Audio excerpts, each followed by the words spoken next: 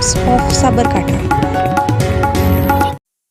પ્રધાનમંત્રી નરેન્દ્ર મોદીએ આજે મન કી બાત રજૂ કરી હતી, જે અંતર્ગત ખેડબ્રહ્મા શહેર ભાજપ દ્વારા મન કી બાત ટિફિન કે સાથ કાર્યક્રમ યોજાયો હતો।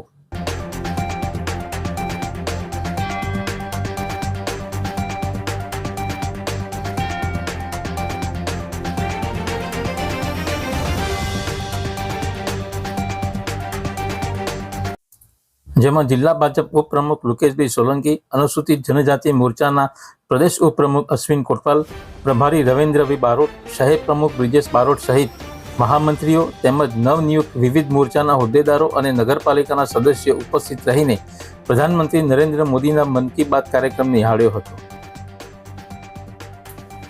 કાર્યક્રમના અંતમાં જિલ્લા ઉપપ્રમુખ લુકેશભાઈએ એપ્રિલ માસના કાર્યક્રમોની રૂપરેખા રજૂ કરતા જણાવેલ કે આવનારી સ્થાનિક સ્વરાજ્યની ચૂંટણીમાં પ્રવાસ સાથે પ્રચાર માટે સમય આપવો અનિવાર્ય છે।